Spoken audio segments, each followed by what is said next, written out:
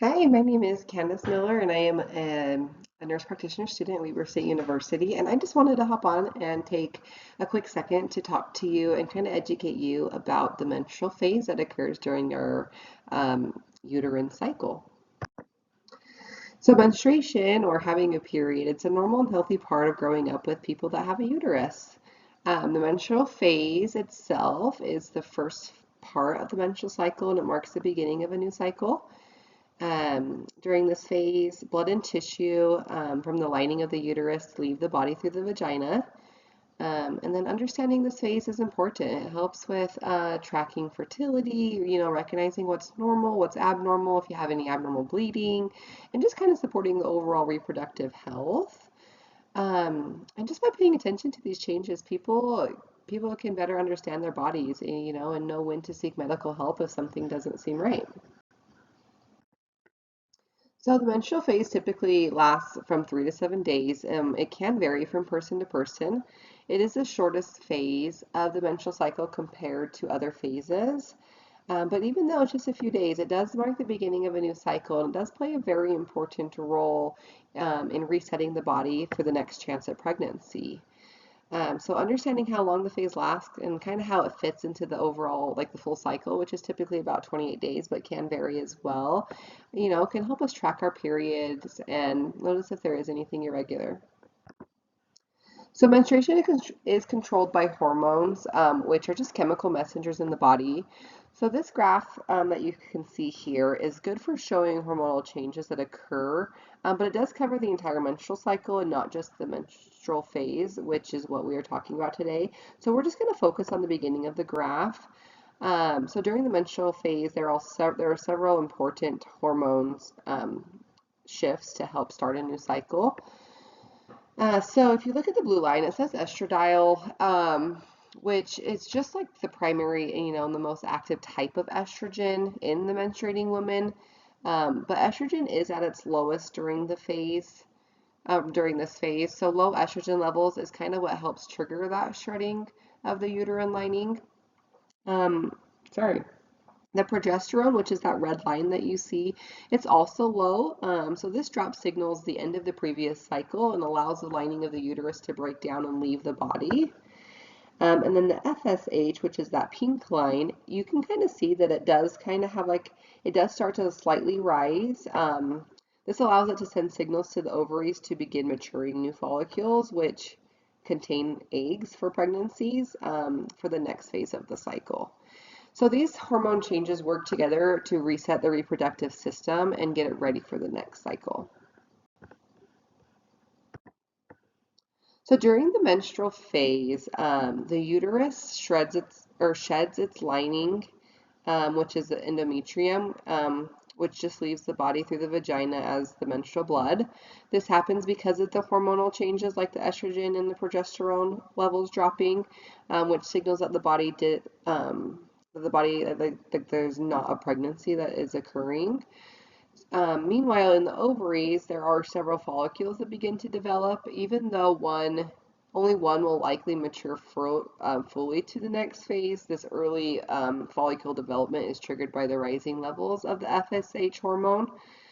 And then some common physical symptoms during this time can include, mild cramping in the lower abdomen. This just happens because the uterus is contracting to help push out the lining. You might have bloating and water retention. So hormonal shifts, which is especially like that low progesterone, it can cause the body to hold on to extra water, making us feel extra puffy and swollen.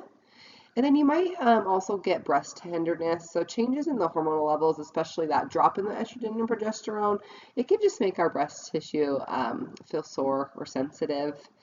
And then you might also experience some mood changes like irritability or, feeling fatigue, extra tired. This is just caused from that low hormone levels.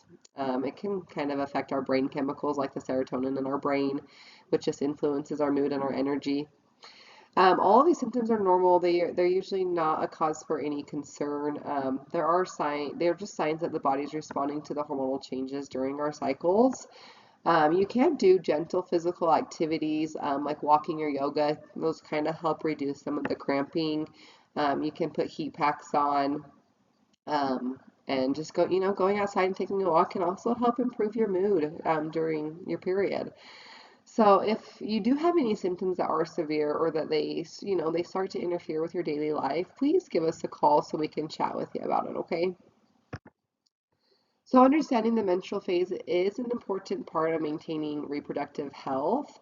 So by tracking your period, you can start to notice patterns and recognize, when something feels off, like very heavy bleeding or severe cramps, or you missed a period, or just cycles that are always irregular.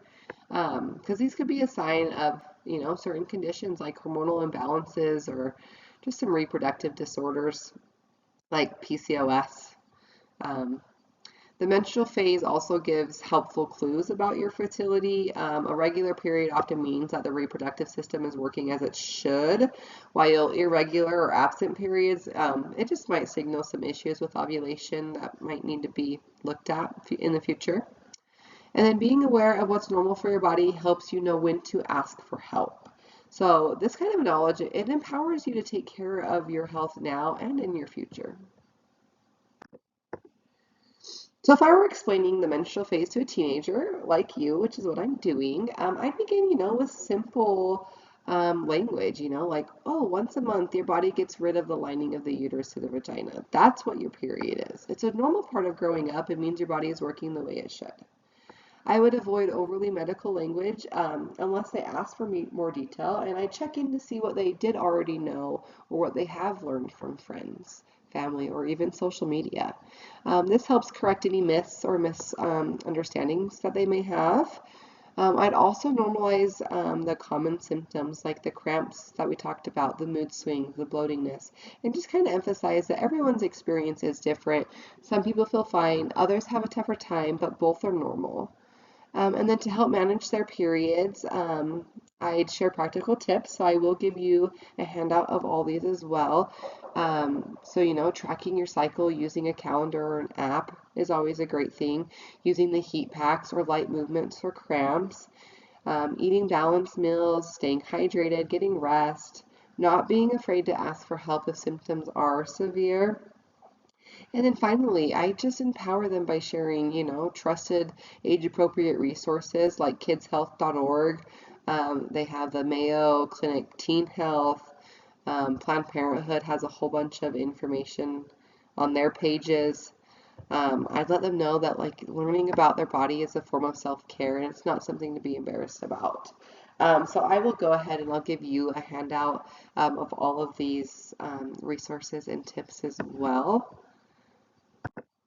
And then just to summarize, the menstrual phase is the first stage of the menstrual cycle. So during this phase, the uterus does shred its lining, resulting in the menstrual bleeding that typically lasts between the 3 to 7 days. Hormone levels like the estrogen and progesterone are low, while the FSH, or the follicle stimulating hormone, begins to rise to prepare the ovaries for the next phase. And then common symptoms such as cramps, bloating, mood changes, they're all normal and they do vary from person to person. Understanding this phase is important not only for managing symptoms, but also for tracking fertility, spotting any irregularities, and maintaining long-term reproductive health. And just remember, everyone's cycle is different, and learning what's normal for your body is a key part of taking care of your overall health. And then here are my references. Thank you so much.